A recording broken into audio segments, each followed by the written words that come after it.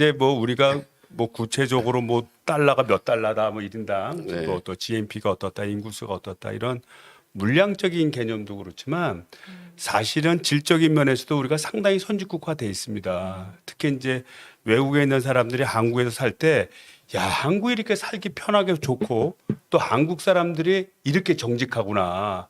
실제 도서관에서 공부할 때 핸드백 하나 놓고 또 핸드폰 하나 놓고 이렇게 자리를 비울 수 있는 나라가 거의 없다는 겁니다. 아, 네. 또 물건을 잃어버렸을 때 그거를 찾아주는 자기가 연락을 받아서 또 자기 소지품을 찾는 이런 경우도 거의 없다고 합니다. 그래서 이미 어떤 우리가 경제적인 수치 이런 것도 굉장히 중요한 문제지만 실제 이렇게 사람이 살아가는 삶의 질 속에서의 뭐 인정이라든지 서로의 협력이라든지 서로의 배려라든지 이런 거에 관해서는 이미 대한민국은 자랑스럽게 이제 선진국에 들어갔다고 보고요.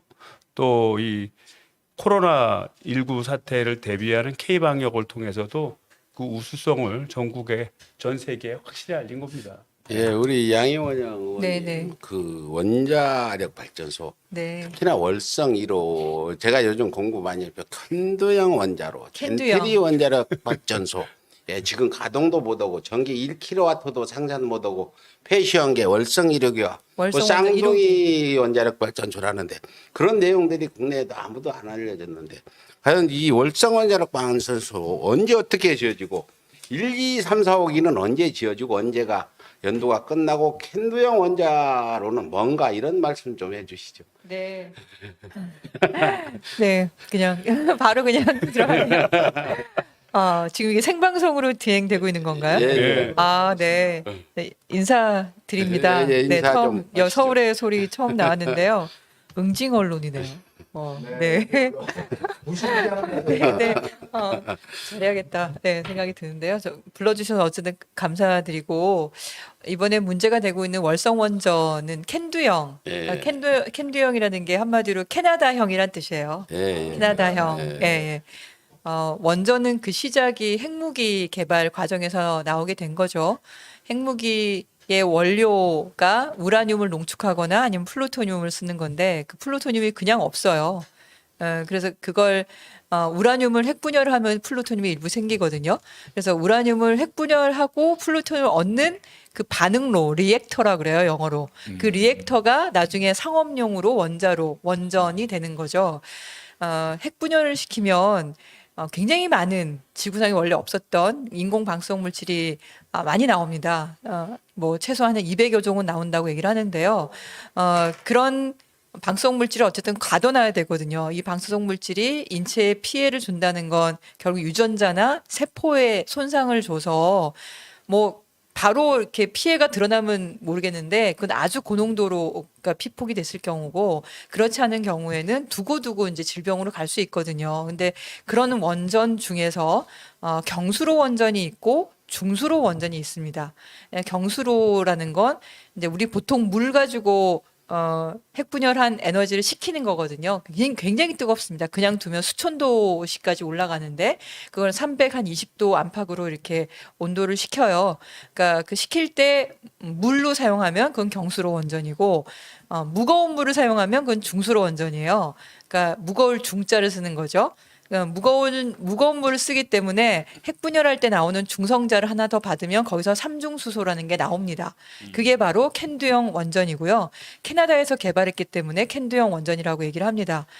이건 전 세계 원전들이 한 400여 개 되는데 그중에 한 10% 정도밖에 없어요. 캐나다에 다 있죠. 그리고 우리나라, 그 인도, 그리고 동유럽 쪽의 한 나라 정도 말고는 거의 사용하지 않는 원전이다. 근데 우리나라는 월성 원전 1, 2, 3, 4, 5기인데 1호기가 1983년에 처음으로 준공이 됐어요. 그러니까 시작한 건 70년대이고, 근데 그리고 2호기, 3호기, 4호기는 90년대 후반에 다 시작한 원전이에요. 그래서 1호기하고 2호기가 시간 차이가 10년 이상 차이가 납니다. 그래서 안전성 얘기를 할 때 월성 1호기가 체르노빌 원전 사고가 언제 난지 아세요? 86년. 예, 80년. 네. 벌써 그러니까 그렇게 됐나요? 1986년에 체르노빌 원전 사고가 났는데 그 전에 설계를 하고 가동을 한 원전이라서 사실 체르노빌 원전의 안전 기술 기준이 여기는 포함이 안 돼 있어요. 그래서 월성 1호기하고 2, 3, 4호기는 안전성 기준이 굉장히 많이 다릅니다. 그래서 월성 1호기 정도 되는 그때 비슷한 원전들이 우리나라만 있는 게 아니라 캐나다도 있는데 이걸 계속 가동하려고 돈을 천문학적인 돈을 썼어요. 한 2조, 3조, 4조 뭐 심지어 그런 원전이 바로 월성 원전이다. 이번에 문제가 되는 원전이다. 이렇게 보시면 될 것 같습니다. 지금도 캔도형 원전을 운영하는 나라들이 있고 몇 개나 지금 현재까지도 그런 캐나다형 그걸 다른 하고 질문 하시고 나면 제가 사전 질문에 없어서 기수는 제가 실시간으로 전 세계 기수를 확인해서 바로 알려드리겠습니다. 아, 예, 알겠습니다. 뭐 그건 뭐 저희가 무슨 전문적인 게 아니고 그런 위험한 원전들이 우리나라만 가동이 되는지 아니면 다른 나라도 계속 쓰는지 제가 알기로는 캐나다에서는 작년까지 그건 다 그 중단하기로 했고 그렇게 저는 그 알고 있고 포항 MBC에서 많이 했죠. 이 의원님 이번에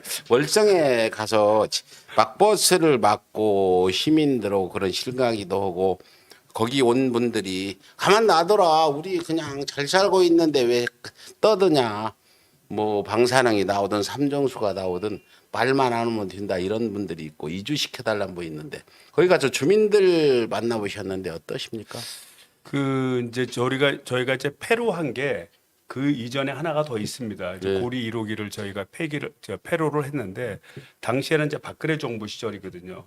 근데 폐로가 된 그런 사유 중에 하나가 뭐였냐면 주민들의 수용성이 없었어요. 그러니까 주민들의 반대가 굉장히 심해서 그러면 이 위험한 원전을 좀 오래됐으니까 이걸 폐로를 하고 새로 시작을 하자 이제 이렇게 얘기가 된 겁니다. 그래서 지난번에 그걸 가보니까 지난 월요일 날 갔었죠. 월요일 날 가보고 제가 지금 초신님 얘기했던 그런 프랭카드를 보고 깜짝 놀랐어요. 그렇잖아요. 그 고리 1호기 때는 폐로해달라고 그렇게 요구했던 주민들이 많았는데 불과 몇 년 사이에 이분들이 그거 내버려둬라. 그 중수소가 나왔다는데도 중수소도 우리가 알아서 할 테니까 내버려둬라. 이렇게 말한다는 게 이해가 되지 않지 않습니까? 그래서 자 그분들은 진짜 이 주민들이 맞는지 그런 의심이 들었고요. 또 다른 한편에는 그때 고리 1호기와 마찬가지로 이주를 해달라 이런 주민들이 계셨는데 이분들은 그분들하고 어떻게 일맥상통을 하죠. 고리 1호기 때 하고. 그래서 제가 볼 때는 우리가 원전 문제를 그 과학적인 팩트와 그 지역적인 안정성과 국가 발전적 미래를 가지고 판단할 문제지 이것을 자꾸 정쟁해하고 이런 미래를 향한 정책을 말하자면 뭐 국론 분열의 수단으로 삼는 것은 이건 아주 참 안 좋다 이런 생각이 되고요. 이번 기회에 좀 깔끔히 해결을 해서 좀 국민을 통합하고 새롭게 정확한 정보를 주는 기회가 됐으면 하는 바람입니다. 네, 저희가 월성에 가서 3일이나 이제 취재를 했는데 그 민주당 의원들한테 간섭을 제보하는 분은 간포라는 곳인데 거기서 한 5km 정도 떨어진 이쪽 지역 분들이 와서 하신 거고 주변에 있는 분들은 이주 그렇죠. 이주를 요청하는 분들이고 그랬습니다. 그래서 그분들하고 약간 제가 말다툼도 했는데 진상 조사는 굉장히 중요하다는 건 나중에 그 의원식 의원하고 이하경 의원 두 분이 내려가서 이 얘기했을 때 그분들도 그 부분에 대해서는 뭐 공감하는 부분 같더라고요. 일단 진상 조사를 해서 이런 부분인데 그래서 주변에 있는 바로 인접에 있는 분들은 대다수가 이주를 시켜달라 이걸 요구를 일단은 하고 그분들 그 기자회견 얘기를 들어보니까 토지가 매매가 안 된답니다. 안 돼요. 그 왜냐하면 그 누가 들어와 살겠어요. 그만큼 위험이 있는데 더군다나 뭐 지금 방사능 물질이 유출이 된다고 하고 있는데 그리고 이제 간포라고 하는 것도 그 5km면 그렇게 먼 게 아닙니다. 그래서 그쪽 지역 전체의 주민의 의사를 대변하는 건지 그 이해할 수가 없습니다, 사실은. 지금 이제 그 당시 고리 1호기 폐쇄 때는 후쿠시마 원전 폭발 후죠. 아, 그럼요. 그래서 후쿠시마 원전 폭발 후에 삼척의 원전 그때 반대가 심해서 건설을 못했잖아요. 만일 후쿠시마 폭발이 없었으면 삼척 원전 반대하지 않았을 거고 저희 서울에서도 그때 원전 반대 하는데 많이 가서 취재도 해왔어요. 뭐 이주 댓글 쓰신 분 중에 선동 얘기하는데 다른 건 모르겠지만 원자력 반핵 운동은 선동이라고 하면 안 된다. 우리 후손들한테 물려줄 게 아니라 화력발전소 지금 없애듯이 30년, 40년에는 물려주지 말아야 된다. 정말 무슨 원자력 발전소가 아주 안전한 걸로 하는데 양 의원님 네네. 저런 분들 우리가 무슨 네. 제가 광우병 뭐 그때 촛불 집회했다고 광우뻥이라고 저보고 하는데 이번에 원전 했더니 원전 뻥이라고 이러는데 기가 막혀서 그래 광우병은 내가 받아주겠지만 아, 이 원전은 우리가 물려줄 유산이 아니기 때문에 제가 원전은, 우선은 네, 그 부분에 중수로 대해서 좀 저분한테 좀 말씀 좀 해주세요. 중수로 관련해서 아까 물어보신 거 제가 답변 드리면 네. 현재 전 세계 운영 중인 원전이 한 443개 정도 되고요. 이 중에 이제 일본처럼 오랫동안 원전을 닫은 나라들도 있는데 닫아놔도 완전 폐쇄를 안 하면 그냥 다 포함을 시켜요. 네, 443개 중에서 49개, 그러니까 한 10% 정도 되는 거죠. 그게 중수로 원전이고요. 중수로 원전의 총 그 용량은 한 24기가와트. 그러니까 우리나라 전체 원전하고 거의 비슷해요. 우리 전 세계에 있는 중수로 원전의 그 설비 용량이 개수는 49개지만 작은 것들이 많이 있는 거예요. 캐나다가 제일 많고요. 아까 말씀드린 것처럼 한 19개, 18개 정도 있고 한 6개는 폐쇄를 한 거고요. 그러니까 다 폐쇄한 건 아닙니다. 예. 근데 월성원전 1호기하고 똑같은 것 중에서 폐쇄한 것도 있고 계속하는 것도 있어요. 근데 폐쇄한 거는 아무래도 사업자가 이걸 고쳐 쓰기에 너무 비싸다. 그건 결국은 안전 기준하고 연결이 되는 거죠. 그러니까 안전성을 확보하기에 비용이 많이 드니까 폐쇄한 결정을 한 거고 돈을 들여서라도 가겠다. 그런 이제 사업자는 간 거고요. 그리고 우리나라 4개 있고 중국에 2개, 인도에 2개, 아르헨티나 하나, 루마니아 하나, 파키스탄 하나 뭐 이런 정도. 주로 그러니까 개발도상국에 많이 있네요. 그러니까 캐나다에서 만들어서 네. 미국하고 경쟁해서 좀 해보려고 했는데 말씀드린 것처럼 삼중수소 문제가 좀 심각했고요. 그래서 부지가 경수로보다 더 넓어요. 왜냐하면 삼중수소가 나오고 방사성 물질이 많이 나오다 보니까 이게 아무래도 퍼지는 게 있을 거 아니에요. 그래서 거의 보통 경수로는 한 700m까지 제한을 두는데 중수로는 915m까지 제한 구역이 더 그러니까 원자로로부터 길이가 한 1km는 어쨌든 떨어뜨려서 그 제한 구역을 두고 있고요. 그리고 광우병 얘기하시는데 제가 우이종 교수님 아시죠? 네. 아니, 잘 알죠. 그분이 광우병 열심히 하셨잖아요. 근데 2008년 우리가 네. 지금 미국 수입선 소고기 잘 먹고 있지 않냐 이렇게 얘기하시는데 사실 그때 많은 분들이 거리에 나와서 촛불 시위하시고 고생을 하셔가지고 광우병 문제가 되는 그 원령이 되는 그 미국산 소고기를 수입하지 않아요. 한 가족이. 네, 그러니까 수입하지 않아요. 네. 그러니까 우리가 미국산 소고기도 먹을 수 안심하고, 있는 네. 거죠. 안심하고. 왜냐면 그때 우리가 했기 때문에 그런 제도를 만든 거예요. 이명박 정부 때를 하더라도. 그러니까 그건 뻥이 아니라 실제로 우리가 노력을 해서 국민들이 개돼지 취급받은 게 아니라 우리가 주장을 했고 제도를 바꿨고 그래서 지금도 뭐 한우는 좀 이렇게 비싸지만 한우를 먹거나 아니면 미국산 고기를 먹어도 광우병 걱정을 크게 할 필요가 없다. 네. 그게 그때 고생한 그 결과로 우리가 성과를 얻은 건데요, 뭘. 그리고 이 원전에 대한 방사성 물질도 제가 뭐 여러 언론 매체에 가서 말씀을 드리는데요. 국가가 할 일이 뭐냐? 국가가 안전이 확인이 안 되면 저는 국가가 할 일은 부모가 할 일과 같다고 생각해요. 부모가 어느 자식에게 이게 안전한지 안 한지 모르겠는데 일단 먹어봐 이러는 부모가 어디 있어요 세상에. 그럼요. 네.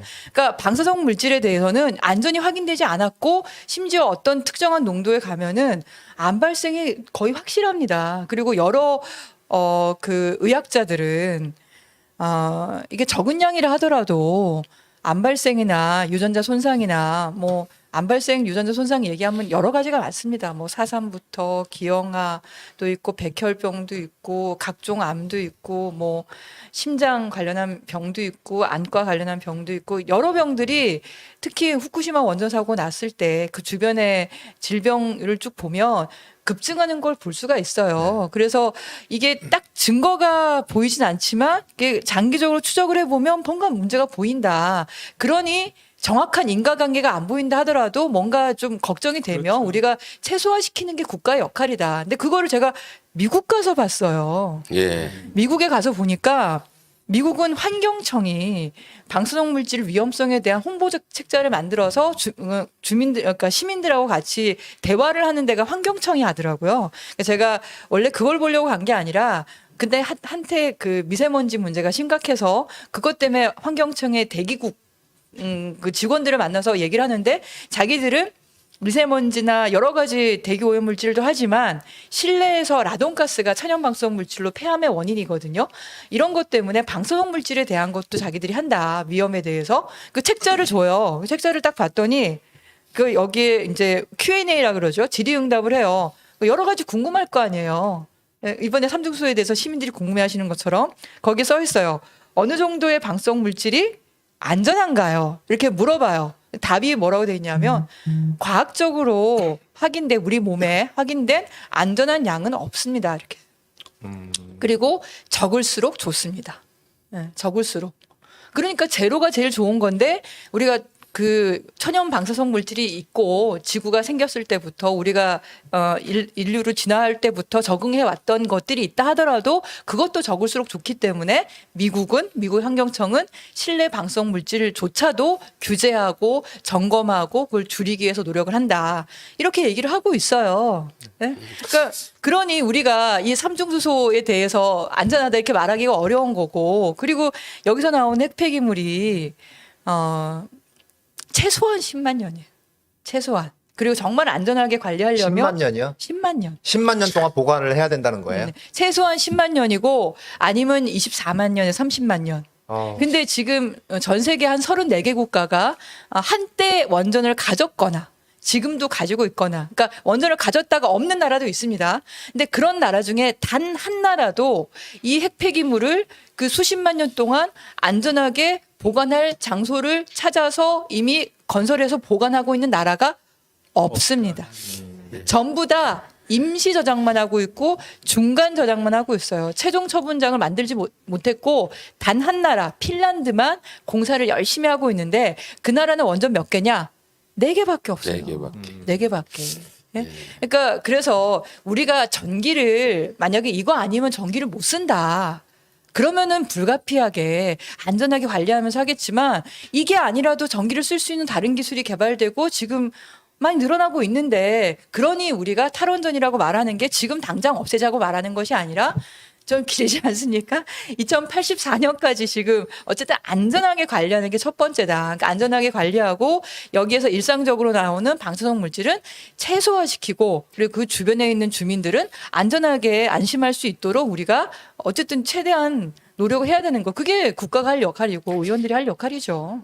제가 이번에 월정에 가서 여러 가지 취재를 해서 저도 원자력 발전소 핵 문제에 대해서 한 10여 년 전부터 후쿠시마 폭발 이전부터 우리 서울에서 기사를 많이 썼어요. 아, 그러셨구나. 이번 월정에 갔더니 지난번에 노무현 정부 때 전라북도 유도에다가 그 폐기물 그 설치하려고 폐기물을 했다가 하려고 그랬다가. 반대해서 보도 네. 경주로 갔는데 당시에 경주에서 저 단위 핵폐기물 이걸 중진이하고 경주에 저전이, 예. 우리가 유치를 해주면 그 단위는 다른 데로 가져가겠다. 네, 그랬죠. 이렇게 했는데 지금 문제는 월성 발전소 내 그 캔도형 원자로의 그 취약점 안전장치도 잘 안 되고 저는 문제를 삼는 게 물론 방사능도 문제지만 이게 만일 사고가 나면 어떡할 거냐 이 부분인데 지금 차수막 파기나 고단위 핵폐기물을 지금 그 지상에다가 지금 모아놓고 있다. 갈 데가 없어요. 어디로 가 이게. 뭐 경주에서 저 단위 받으면 그 단위 다른 데로 주겠다 했는데 대한민국 어느 곳에서 그 단위 핵폐기물 저장소 만들겠다는 지역이 있겠습니까? 저 이상만 의원님 지역구에 좀 한번 이런 거짓말을 해왔는데 저건 그러니까 저는 지금 이번 문제는 네. 차수막 파기가 8년 전에 이루어졌는데 아직도 그게 몰랐다고 이 얘기를 하고 이제 알았다고 여기서 나오는 어떤 오염수들 뭐 삼중수소든 방사능 노출이든 이런 부분에 대해서 연구도 안 나왔고 결과도 지금 제대로 우리가 잘 알지 않습니다. 여기 월성 원전에 대해서 간단히 말씀을 좀 드리면요. 그 여러 개가 막 섞여 있어요, 지금. 근데 우리 이성만 의원님 가서 보셨으면 아시겠지만 한두 가지가 아니지 않습니까? 네. 그러니까 차수막이 파손된 것도 한 사건이고 그거 하나만도 큰 사건인데 그것도 2019년 그 국정감사 때 드러난 거잖아요. 그것 하나만 큰 사건이고 그리고 월성 3호기는 우리 직접 가본 그 터빈 갤러리 맨홀 그 안에 거기는 방사성 물질이 나오는 데가 아니에요.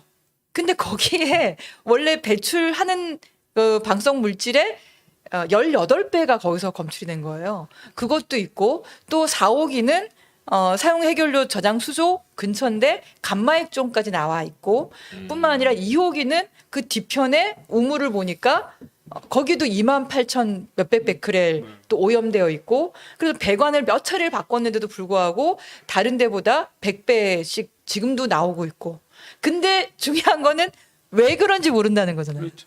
그 지금- 원인을 파악하지 못한다는 거예요. 그렇죠. 딱 그러니까 원인 알고 있는 건 이제 두 가지를 알고 있는데 그러니까 추정하는 거 하나하고 이제 차수막 파손은 CFVS라는 더 안전한 설비를 하려고 했다가 모르고 파손한 거 그건 원인을 알았어요.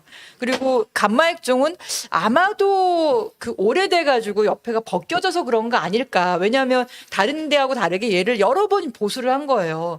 그러니까 그렇지 않을까 추정하는 거 말고는 그 맨홀에 71만 나온 거하고 그다음에 그 뒤에 우물에서 그렇게 높게 나온 거는 몰라요. 근데 거기만 그런 게 아니라 27개 우물이 있어요. 이 부지 안에. 네. 근데 전반적으로 다 높아요. 전반적으로 다. 그러니까 우리가 보기에는 부지 전체가 오염됐는데 그럼 왜 오염됐냐? 오염됐으면 첫 번째 해야 될 거는 왜 원인을 찾아야 된다.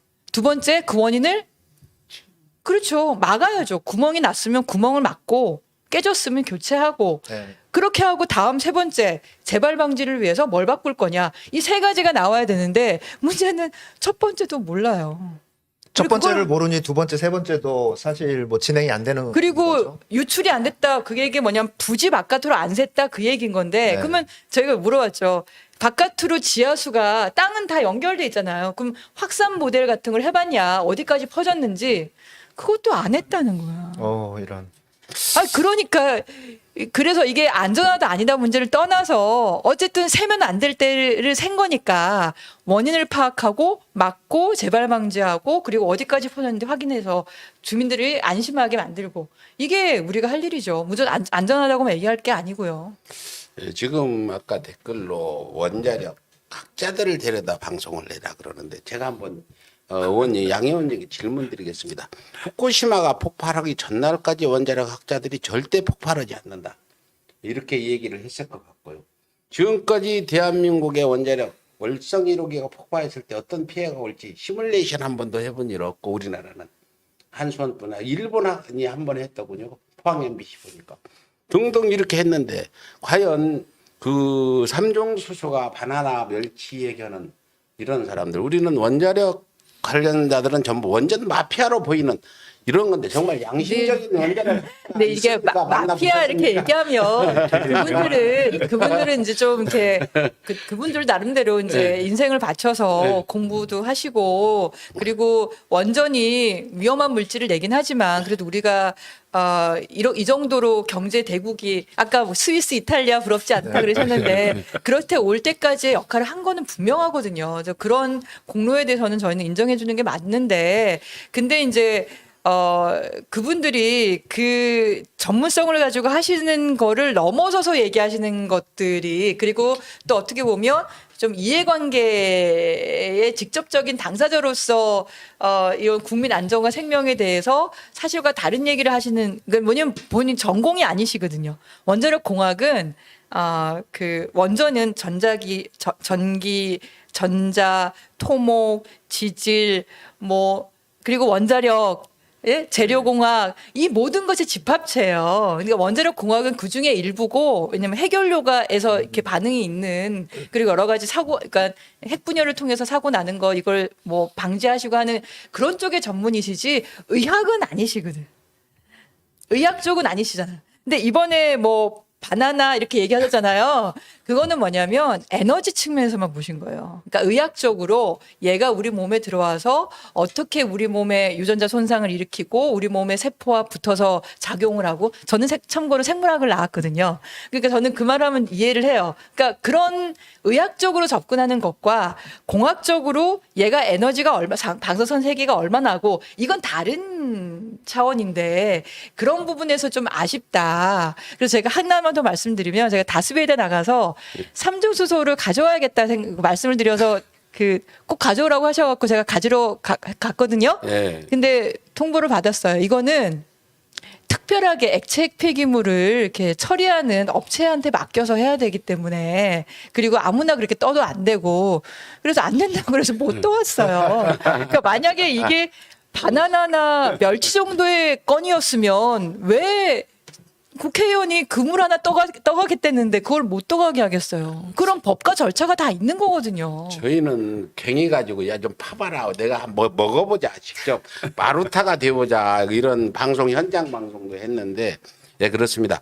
예 지금 저 정치적인 문제 좀 제가 질문드리겠습니다. 월성 1호기 2011년도에 후쿠시마가 폭발하고 2012년도 월성 1호기가 30년이 뒤져 가동 중지했는데 그때 왜 바로 재가동을 한다는 얘기를 못한 거는 당시에 너무 충격이 컸기 때문이라 보고 한 3년 30년 지난 다음에 이후에 제가 그때 그렇죠. 제가 2008년부터 그 일을 했기 때문에 잘 압니다. 왜 그랬는지. 그렇게 해가지고 지금 2015년도에 재가동을 해서 이걸 문재인 정부에서 그거 그 가동 중지할 때 또 의견 수렴도 많이 했죠.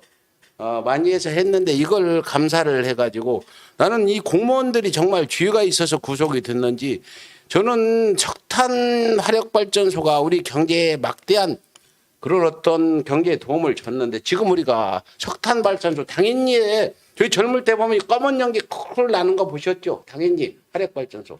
이걸 다시 되돌리자는 얘기. 원자력 발전소도 그렇게 앞으로 우리가 원전도 돼야 된다고 보고 이런 부분에 이거 그 감사 결과로 인해서 지금 이런 수사를 하고 구속까지 이런 상황에 정말 나는 좀 안타까운 부분이 있어요. 그 부분에 대해서 우리 의원님이 한번 좀 제가 네. 2008년부터 월성원전 1호기의 수면 연장 건에 대해서 의견을 내왔기 때문에 그 역사를 굉장히 잘 아는데요.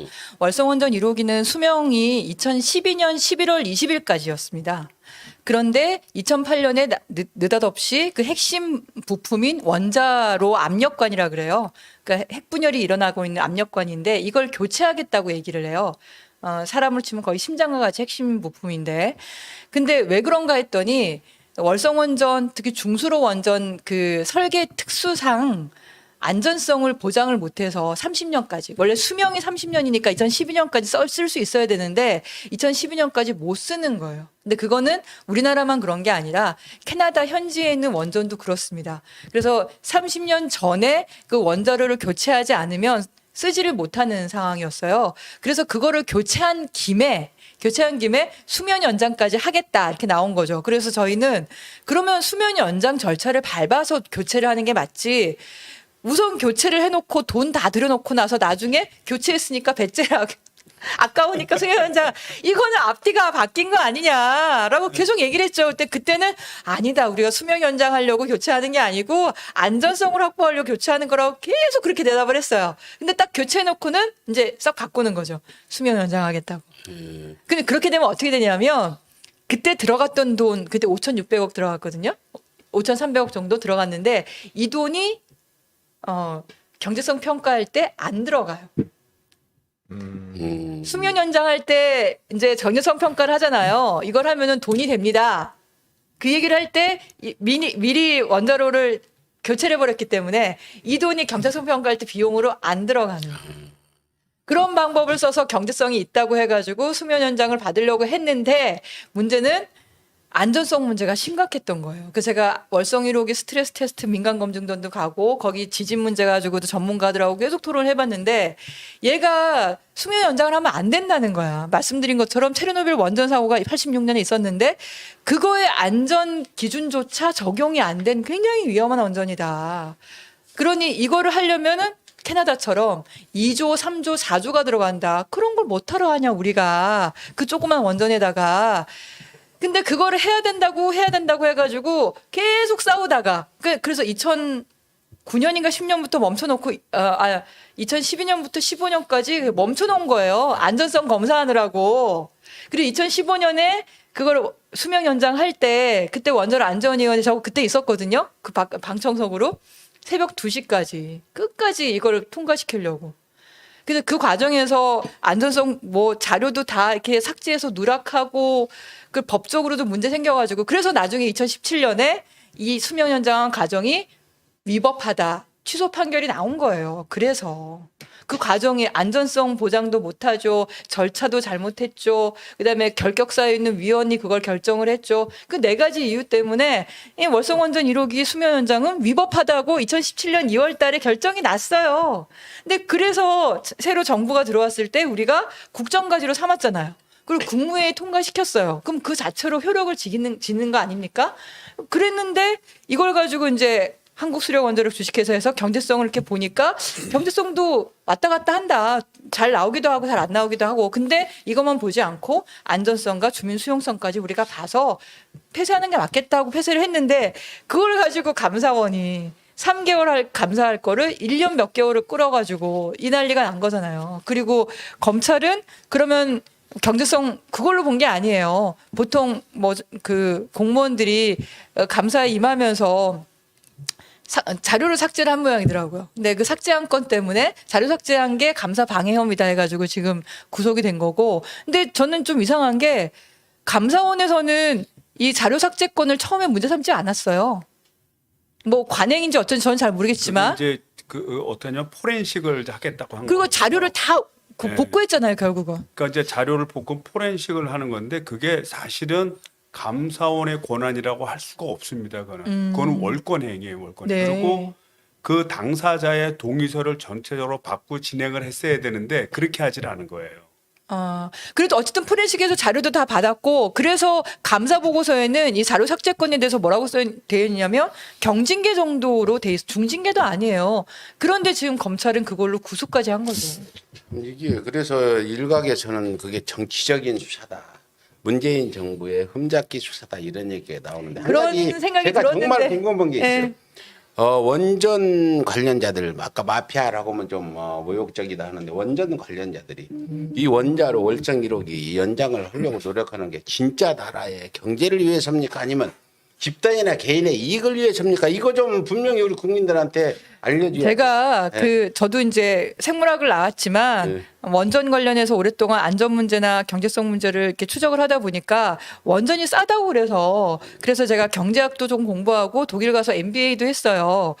그래서 이 경제성 평가가 어떻게 되는지를 좀 들여다봤거든요. 그리고 월성원전의 경영 실적이 어떤지도 들여다봤어요. 그러니까 그 CEO라고 하면 사장이라고 하면 이 발전소 고정자산이잖아요. 이 발전소를 계속 끌고 갈 거냐 말 거냐 판단을 두 가지를 해요. 하나는 여러 차례 경제성 평가를 해가지고 이게 코스트 비용이 점점 증가하고 수익이 점점 감소하는 추세로 가면은 결국에는 손해가 날 수 있으니까 그 경향성에 대한 평가를 하는 게 하나 있습니다.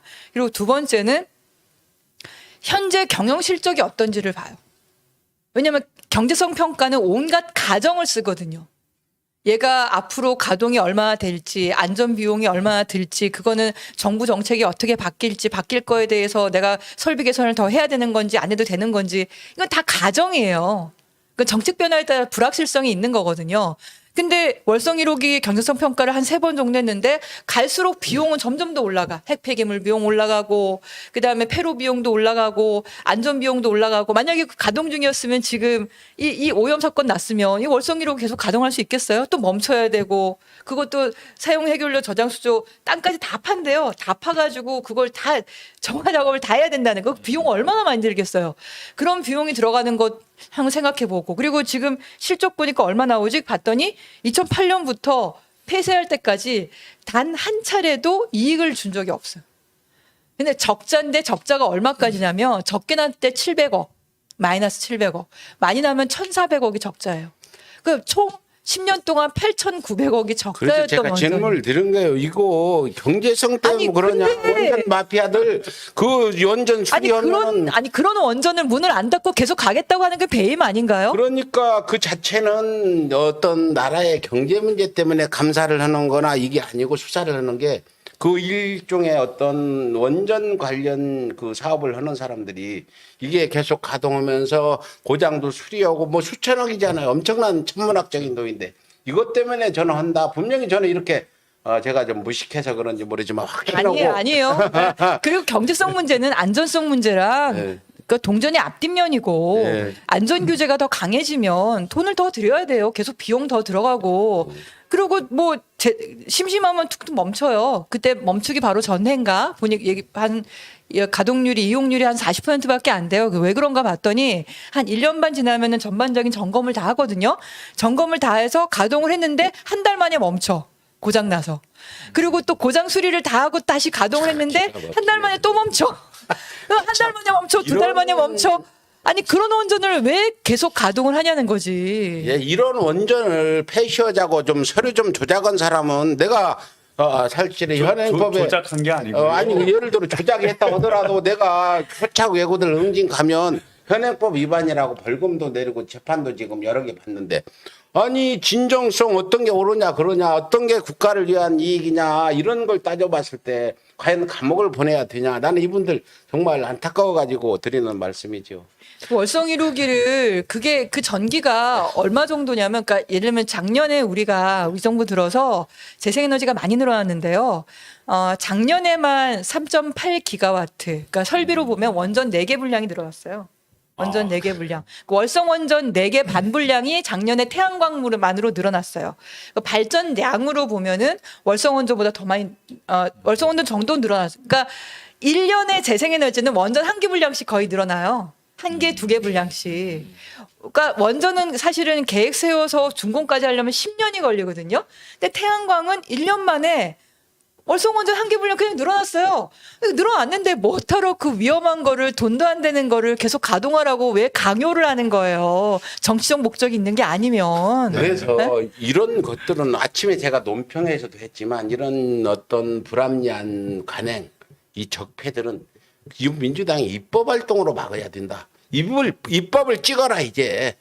법으로 막는 수밖에 더 있냐. 아무리 저 이성만 의원님 산업자원이 계시니까 법을 찍어라 이런 한번 법을 아니 세상에 700억 1000억 적자나는 걸 계속 하자. 거기다 덧붙이면 이거는 돈의 문제가 아니에요. 사람 생명 하나가 얼마만치 값어치가 있는지 모르지만 국민의 생명 안전 후쿠시마 체르노빌 교훈을 보고도 이러냐. 특히나 월성 1호기는 그 젠트리 원자력 발전소 쌍둥이라 그 전기도 하나 생산 못하고 폐시하는 건데 젠틀리 이런 걸 국내에서 알았더라면 저 월성 1호기를 그냥 놔뒀겠냐.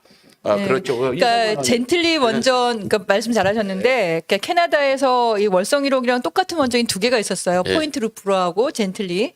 그러니까 포인트 루프로가 먼저 수면 연장을 했는데요. 처음에 경제성 평가를 할 때는 한 1조면 되겠지 했어요. 1조면 되겠지. 그래가지고 허가를 받은 다음에 했는데 결국 얼마까지 나왔냐면 안전성을 다 맞춰보려니까 2조가 넘게 들어왔어요.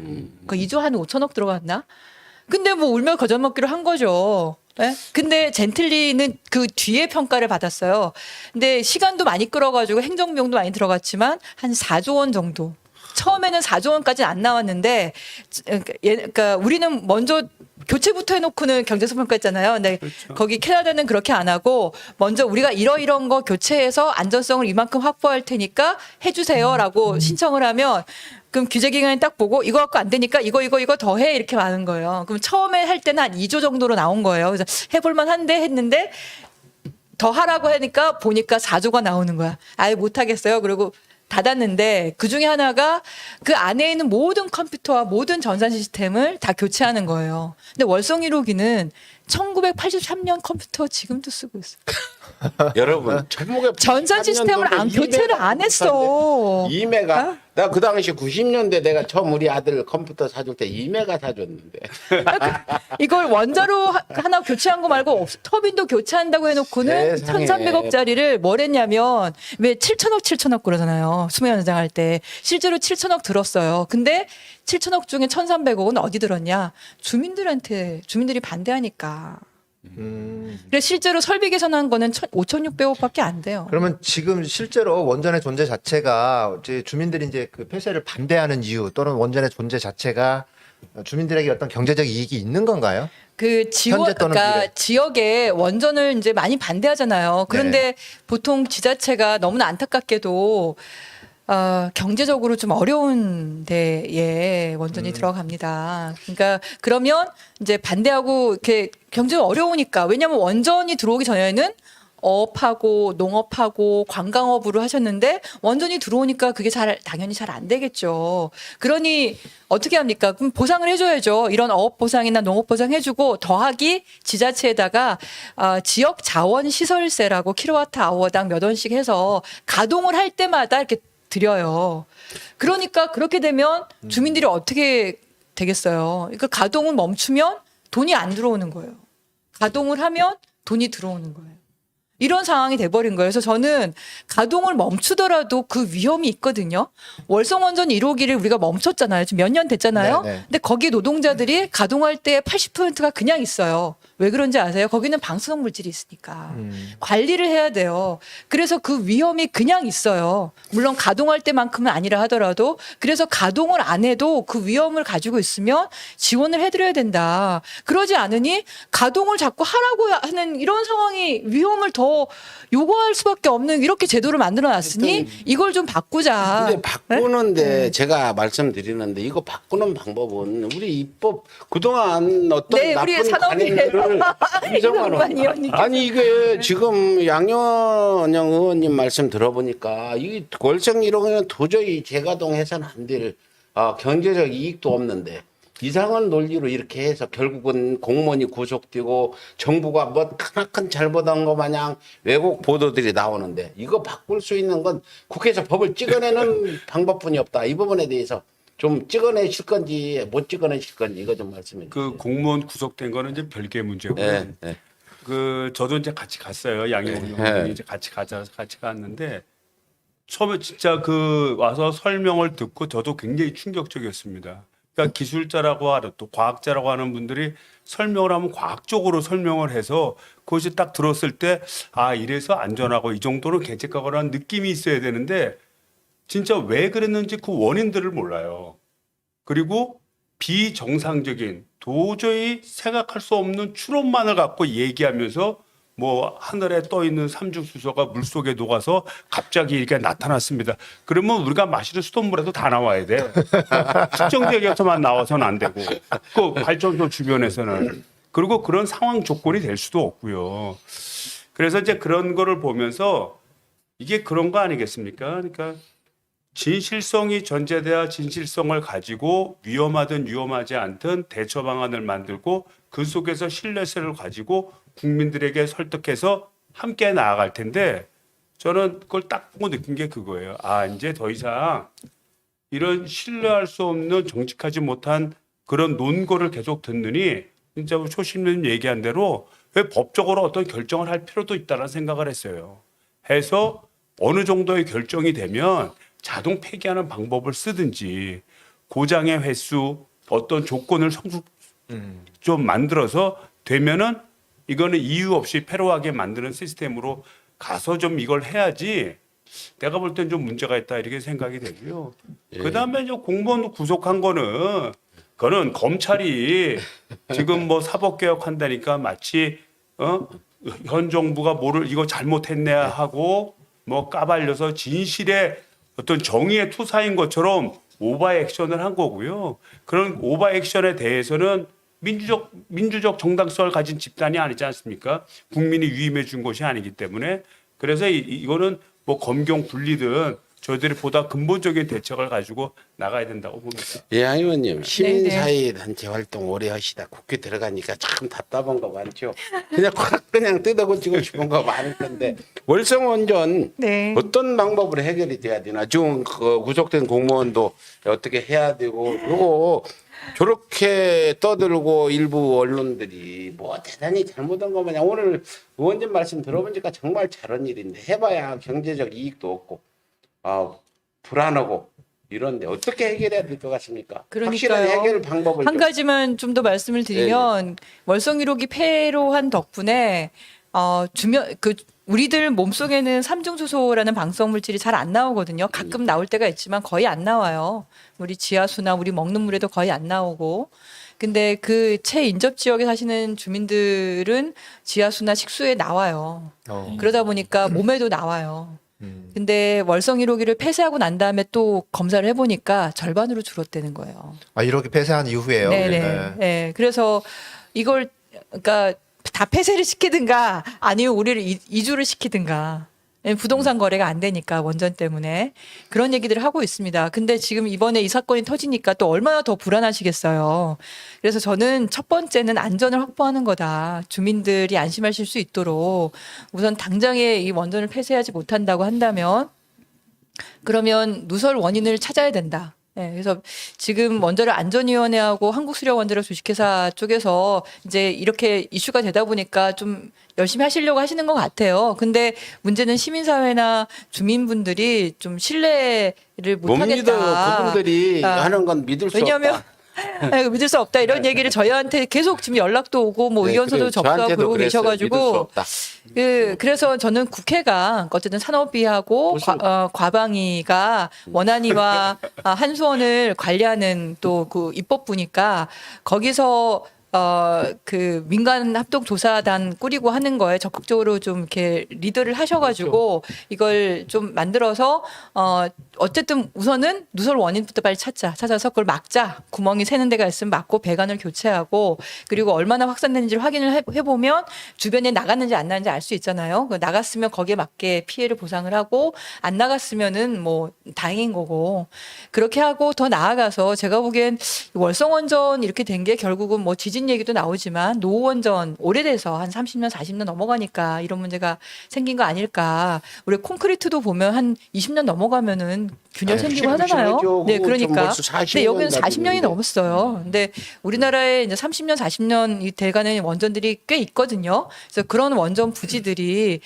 이런 문제가 없는지 미국이나 캐나다는 97년부터 또 2000년, 3년, 2005년, 7년에 이런 검사를 해서 그런 원인들을 막아내고 있더라고요. 그래서 우리도 좀 노원전 전반적인 거에 대한 이런 누설되는 게 혹시 없는지 점검을 해서 안전을 최대한 확보해서 가동할 수 있도록 그런 걸 좀 저는 이제 환경특위에 있는 사람이니까 저는 환노이거든요. 그래서 산업위 과방에 계신 분들하고 그런 걸 같이 협력해서 해보는 게 어떨까. 우선은 지금 당에 보고를 좀 드려야 되고요. 내일 아침에 보고 드릴 거거든요. 예. 최종적으로. 그렇게 하면 이제 같이 의논을 해가지고 결정을 해서 이제 끌고 나가야 되지 않을까 싶습니다. 주민들이 저한테 네. 부탁을 네. 많이 제가 청탁을 받아왔는데 일단 조사를 해라.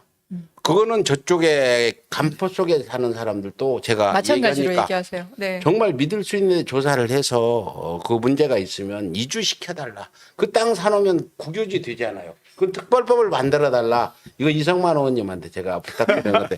그래서 그걸 땅을 사놓고 그 땅 살 만한 돈을 달라. 많이 달라는 게 아니다. 한 5km라도 떨어진 데 가서 네. 자기가 가지고 있는 땅만큼 살.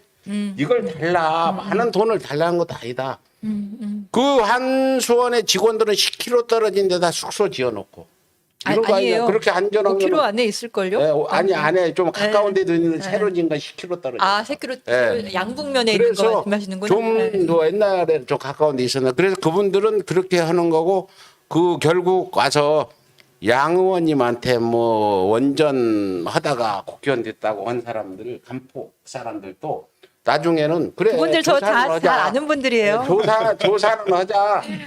이거 했으니까 지금 그 이성만 의원님이 이건 철저히 이번에는 조사해서 만일 잘못됐으면 법을 찍어내시고 이걸 해야 된다. 말씀드리고 이 원자력 위에 대체 에너지 전환 독일은 어떻게 지금 진행하고 있고 네, 이거 네. 좀 말씀해 주세요. 그러니까 네. 독일이 네. 우리나라랑 참 비슷해요. 여러 가지로.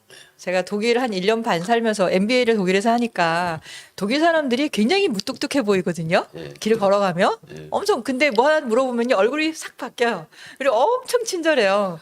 우리나라 사람들도 엄청 무뚝뚝해 보이는데 이렇게 보면 엄청 많이 도와주잖아요. 네. 외국인들 지나가고 하면. 그래서 독일 분들 봤을 때 한국 사람들하고도 성정도 참 비슷하고 이렇게 친해지면 다 줘요, 다. 우리도 좀 그러잖아요. 근데 그 독일이 이제 수출 주도형 국가이고 그리고 선진국이 보통 서비스업이 많고 제조업이 좀 적은 거에 비해서 독일은 제조업 비중이 좀 높아요.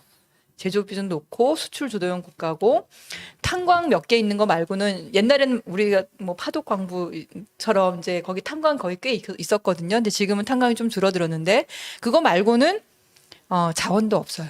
뭐 석유가 있거나 이런 데도 아니고 그래서 여기도 에너지 수입을 굉장히 많이 하는 나라였어요. 그런데 어느 순간 우리보다 에너지 수입을 많이 했다가 우리보다 에너지 수입을 적게 해요. 네. 그리고 2000년대는 여기가 원전이 전력 비중이 30%, 석탄이 50%가 넘었어요. 그러니까 둘이 합쳐서 80%였어요. 근데 작년에 얼마로 바뀌었냐? 원전, 석탄 다 합쳐서 한 40%로 바뀌었고 재생에너지, 풍력, 태양광, 바이오 다 합쳐서 50%. 역전됐네요, 완전. 20년도 안 걸렸어요. 그게 지금 20년도 안 세계적으로 걸렸어요. 그렇게 가는 추세인가요? 20년 그렇죠. 네. 그렇게 가는 이유가 재생에너지는 물론 바이오에너지는 나무나 이런 바이오 연료를 쓰지만 뭐 축산 분뇨 나오는 가스나 이런 걸 쓰레기에서 나오는 그런 가스도 쓰긴 하는데 재생에너지라고 하면 사실은 태양광하고 풍력 발전이 대부분이기 때문에 얘네들의 특징이 뭐냐면 연료가 없다는 거예요. 연료가 없으니까 쓰레기가 없어요. 연료가 없다는 게 가장 큰 특징이니까 싼 거죠. 그러니까 설치하는 그 비용 그리고 이 설비 비용 이것을 기술적으로 낮추기만 하면 나머지는 공짜예요. 이거를 무한 리필 에너지다 이렇게 얘기를 해요. 네. 태양만 있다면 바람만 분다면 그럼 태양은 내일 또 뜨잖아요. 오늘 비 와서 안 뜨는데 내일 뜹니다. 그러니까 태양과 바람만 불면 언제든지 생기는 에너지 무한적으로. 그래서 선진국이 이쪽으로 가는 겁니다. 쓰레기가 안 나오니까. 이게 독일뿐만이 아니라 뭐 이제 뭐 유럽, 북유럽 뭐 이런 선진국형 에너지 전환 방식이 지금 거의 다 이런 방식으로 간다는 거죠. 그렇죠. 대체 에너지 쪽으로. 전 세계에서 재생에너지 평균이 한 26%? 네. 우리나라는 우리 정부 들어와서 열심히 해가지고 지금 한 6%? 그 전까지는 만년 2%였어요. 2%였는데 많이 맨날 올랐네요. 2%였는데 우리 정부 들어와서 한 3배는 는 것 같아요. 한 6% 정도 늘었는데 이거를 2030년까지 20%로 늘리겠다라고 얘기를 하고 있죠. 근데 이 선진국들에서 이제 이런 태양광이나 풍력 쪽을 많이 하는 이유가 꼭 환경 문제만은 또 아니에요. 그건 뭐냐? 경제 문제예요, 경제. 그러니까 재생에너지가 풍력이나 태양광이 원전이나 석탄보다 훨씬 일자리가 많아요. 그러니까 원전이나 석탄 발전소는 건설할 때 초기에 뭐 장비나 이런 거 많이 쓰고 그리고 뭐 일자리 이렇게 생기는데 운영할 때 사람이 그렇게 많이 필요하진 않아요. 일자리 차원에서도. 예, 예. 근데 재생에너지는 연료가 없다 보니까 설비가 많이 필요해요. 그러니까 아까 제가 태양광이 한 4기가와트인데 월성원전 1개 정도 분량이다 이렇게 말씀을 드린 이유가 그러니까 연료가 없으니까 이용률은 좀 낮죠. 그 태양광은 한 20% 정도 되고 풍력은 한 30% 정도 되거든요. 그러니까 설비를 더 많이 해야 돼요. 그러다 보니까 그거를 건설하고 그걸 생산하고 제조하고 그리고 이런 거에서 그리고 관련된 산업들이 훨씬 더 많아요. 네. 원전 관련된 산업은 몇 개 없는데 좀 독점이고 이런 게 많지만 재생에너지 쪽은 민간 기업들도 많고 큰 기업도 있고 작은 기업도 있고 그리고 사실 여기 계신 분들 누구나 할 수 있어요. 햇빛이 부는 어디나 할 수 있어요. 원전과 석탄은 특정 지역에 해야 돼요. 왜냐하면 방사성 물질이 나오죠. 석탄재 나오죠. 중금속 나오죠. 그래서 거리를 떨어뜨려야 되지만 태양광은 어디나 할 수 있잖아요. 근데 원자력 발전소 원전 말씀하시는 가운데 꼭 그 방사능 위험만 많이 하신 것 같은데 폭발 위험에 대해서는 별로 얘기들 않는 것 같아요. 사실은- 이런 저런 문제 때문에 세계 여러 나라들이 선진국들이 원자력 발전소를 계속 더 늘리고 후손한테 물려주고 이렇게 하려고 하는 거냐 아니면 가능하면 없애는 추세냐 이 부분에 대해서 좀 세계 그 원자력 발전소 원전을 늘리는 나라가 있어요. 예. 있는 나라가 있는데 어떤 나라냐면 러시아, 중국, 인도. 예. 네. 좀 그러니까 어떤 나라인지 아시겠죠? 예, 예, 예. 네. 예. 그 줄이는 나라가 있죠. 미국, 뭐 독일, 프랑스, 영국, 뭐 이런 나라들은 줄여요. 네. 그러니까 어떤 나라들이 늘리고 어떤 나라들이 줄이는지 아시겠죠? 네, 네. 네, 보이는 거죠. 네. 근데 줄이는 가장 큰 이유가 시민들이 싫어해요. 그러니까 저는 원전을 하자 이렇게 얘기하시는 분들 많으신데, 그러니까 계시잖아요. 원자력 공학이나 하시는 분들. 그러면 원전 유치 운동 하세요. 그러면 제가 대전에 사시는 그 교수님, 그럼 대전에 원전 짓자고 하셔요. 어? 강남에다 하라고 그날 했더니 그러니까 아니 원전이 좋으시면 강남에다가 해라. 거기 원전 짓자고 하시면 되지. 저는 싫어요. 네. 그러니까 저는 제가 싫은 거를 누구한테 강요하고 싶지 않아요. 내가 싫으면 다른 사람한테도 하면 안 돼. 네. 내가 싫은 걸 왜 억지로 하라 그래요? 석탄 발전 싫잖아요. 내가 하구나. 안 돼. 그리고 석탄 발전소가 없어지듯이 원전도 저는 없어져야 된다. 저는 아무것도 잘 모르지만 그게 결국 위험. 우리 후손들한테 물려줄 건 아니다 이렇게 그, 보는 거거든요. 아까 저는. 이제 그 폭발 말씀을 네. 하셨는데 이게 무서운 게 뭐냐면 원전을 한번 빵 하고 땅 터지고 그걸로 끝나면 문제가 안 돼요. 근데 우라늄이라는 것이 한번 이제 핵 분열을 통해서 나오는 에너지를 쓰는 거거든요. 근데 핵 분열이 이루어지게 되면은 그다음부터 연쇄 반응이 일어납니다. 그러니까 자기들끼리 알아서 계속해서 반응을 해서 계속해서 열을 내는 거예요. 그러니까 일본 후쿠시마 원전도 문제가 뭐냐면 물이 지금 뭐 엄청난 탱크에 쌓여 있잖아요. 그거를 물을 식혀주지를 않으면 이게 대지구 뭐고 다 녹여버리는 거예요. 그 열 때문에. 그리고 끊임없이 분열을 하는 거예요. 그러니까 계속해서 물을 붓고 이런 줄여주는 작업을 하는 건데 이게 터진다라고 하는 건 뭐냐면 효과적으로 그 핵 분열을 하는 것을 어떻게 보면 조절하지 못한다는 뜻입니다. 그러니까 자연 그건 상태에 예. 놓게 되는 핵 거예요. 분열의 연쇄 반응은 핵무기로 터지는 거고 이건 핵 붕괴가 일어난다 이렇게 말씀하시면 되고 그러니까 방사성 물질이라는 거는 지구상에 없던 굉장히 불안정한 물질이에요. 새로 만들어진 물질이라서 그 이 불안정하니까 끊임없이 얘가 쪼개져서 다른 물질로 다른 안정한 물질 물질로 계속 가려고 하거든요. 쪼개질 때 질량이 감손이 되면서 그게 방사선으로 나가고 그 방사선과 열로 나가다 보니까 그걸 식히지 않으면 온도가 뭐 수천도까지 올라가니까 그래서 지금 후쿠시마 해결료는 그 해결료와 주변에 그 쇳덩어리나 이런 것들이 같이 녹아서 같이 녹은 거예요. 밑에 떨어져 있는 상태고 근데 이거를 그냥 두면은 너무나 뜨겁고 또 계속 녹아내리니까 밑으로 네. 내려가서 그래서 물을 계속 집어넣어서 식히는 거죠. 근데 물을 집어서 식히니까 계속 물이 나오는 물이 거예요. 나오죠. 오염된 수가 오염 하루에 수가. 150톤씩 오염수가 계속 나와서 지금 벌써 130만 톤 정도가 된 거죠. 그러니까 만약에 이게 터져서 잘못됐더라도 인간이 통제만 할 수 있으면 그런 문제가 안 돼요. 이 핵 통제도 붕괴를 못하는 막을 수 위험한 있으면. 물질을 좀 잘 먹고 잘 살려고 껴안고 살아야 되냐? 저는 아니라고 봐요. 좀 어렵게 살더라도 그런 위험한 물질들은 우리 없애줘야 맞는 근데 거다. 우리는 어쨌든 월성원전 1호기 정도는 없어도 지금 전기 남아도는데요, 뭘. 남아돌아 좀 지금 발전소 얼마나 많은데. 불드대 전기가 아유, 너무 그렇지 남아돌아도 블랙아웃인데 아니 그렇진 않죠. 아니야, 그런 그거는 얘기 있어요. 전력망에서 네. 그거는 그러니까 조절을 전기가 안 남아도는 게 조절을 아니라 못해서. 그러니까 수요 공급을 항상 맞춰줘야 되는데 네. 수요가 많아도 네. 공급이 많아도 예. 둘을 같이 어떤 것이 많아도 안 그리고 돼요. 둘이 딱 블랙아웃. 맞아줘야 돼. 네. 근데 발전소가 많은 거를 네. 제가 전기가 남아든다 말을 좀 그렇게 쉽게 해서 그렇지 발전소가 굉장히 많이 남아요. 아무리 추워도 추운 때도 남는 발전소가 한 이번에 90기가와트 됐잖아요. 근데 우리가 130기가와트가 있거든요. 그러니까 40기가와트 정도는 예비로 남아 있는 거고, 근데 계획 예방 정비 이런 거 다 빼도 한 10기가와트 정도는 발전소가 하나 스탠바이 상태로 이렇게 있기 때문에 그건 1년 중에 가장 전기를 많이 쓸 때도 그러니까 평소는 전기가 발전소가 많이 남죠. 예, 여기까지 저희가 서울의 소리 같이 이번에 월성원전에 집중 취재를 한 언론사는 없고 아, 네. 포항 MBC가 그걸 보도했을 때 첫 번째 올린 게 우리가 뉴스프리존이라는 연대 언론사가 바로 그건 네이버나 다음에도 올라가는데 해서 그 다음에 고발뉴스 몇 개가 했고 이렇게 해가지고 3일이나 다녀오면서 많은 국민들이 다녀오셨군요. 네. 아니 네. 그날 그 오셨을 때 저 밖에서 지금 막 싸우고 그러셨구나. 있었어요. 그러셨구나. 우리 버스 탔을 네. 때요. 네. 설명 끝나고 이제 버스 안에 탔을 때 아. 어디서 많이 뵀던 분이 주민들하고 한참 얘기하고 아, 계세요. 내가 전화를 직접 드렸다니까. 내가 그랬잖아요. 네. 야 비켜 국회의원 길 막고 이 말이야 경찰 이 월성 경찰서장 어디 있어 이리 와. 왜 저기 불법 저지르는 사람 저 막고 못 가게 하냐. 당장 치우라고 내가 그러고 저는 그랬어요. 하여튼 많은 시청자들이 양의원 양의원양 의원님 정말 멋지고 네. 정말 그 민주당의 보배다. 이렇게들 말씀하시는데 서울의 소리는 감사합니다. 정말 그 별로 그렇게 자극적인 방송들을 안 해요.